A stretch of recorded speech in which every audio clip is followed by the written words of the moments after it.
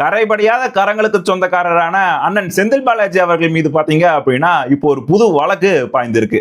2021, 22, 23 காலகட்டங்கள்ல அண்ணன் மின்சாரத்துறை அமைச்சரா இருந்தப்போ அங்க விடப்பட்ட டெண்டர்ல பாத்தீங்க அப்படின்னா பயங்கரமான ஊழல் நடந்திருக்கு அப்படின்னு சொல்லிட்டு சென்னை உயர்நீதிமன்றத்துல ஒரு வழக்கு தொடரப்படுது. அந்த வழக்கை விசாரிச்ச சென்னை உயர்நீதிமன்றம் பாத்தீங்க அப்படின்னா ஜூன் 6ஆம் தேதி இந்த வழக்கில் இருக்கக்கூடிய இந்த வழக்குல சம்பந்தப்பட்ட கூடிய நபர்கள் மீது நீங்க விசாரணை நடத்தணும் அப்படின்னு சொல்லிட்டு சிபிஐக்கு ஒரு ஆர்டர் பாஸ் பண்றாங்க. இப்போ கோர்ட்டோட டைரக்ஷன் படி நமது கரைபடியாத கரங்களுக்கு சொந்தக்காரரான அண்ணன் செந்தில் பாலாஜி மீது பாத்தீங்க அப்படின்னா எஃப்ஐஆர் ஃபைல் பண்ணிருக்காங்க. ஒரு சின்ன இன்ஃபர்மேஷன் என்னன்னு கேட்டீங்கன்னா அண்ணனால வெறும் 397 கோடி தான் வந்துட்டு அரசுக்கு இழப்பா இருக்கு அப்படின்னு சொல்லிட்டு இன்ஃபர்மேஷன் சொல்லுது. இதுக்கு கண்டிப்பா அண்ணன் கோச்சுக்குவாரு. ஏன்னா 400 கோடி அடிச்சு அண்ணனை கூப்பிடுறீங்க, அங்க சைலண்டா ஒருத்தர் 1020 கோடி ஊழல் பண்ணிட்டு கம்முனு உட்கார்ந்திருக்காரு, என்னை மட்டும் கூப்பிடுறீங்க அவரையும் கூப்பிடணும்ல அப்படின்னு சொல்லிட்டு அண்ணன் கேட்பாரு. இதுக்கு முன்னாடி ஒரு பிரஸ் மீட்லயே ஏன் சம்பந்தப்பட்ட மத்தவங்க எல்லாம் நீங்க கூப்பிட மாட்டீங்க, என்னை மட்டும் கூப்பிடுறீங்க விசாரணைக்கு அப்படின்னு சொல்லிட்டு கோச்சுக்கிட்டவர் இவரு. சிபிஐ ஆபீசருக்கு ஒரு கைண்ட் ரெக்வஸ்டா கேட்டுக்கிறேன், கரைபடியாத கரங்களுக்கு சொந்தக்காரரான எங்க அண்ணன் மரியாதைக்குரிய செந்தில் பாலாஜி அண்ணனை நீங்க விசாரிக்கும் போது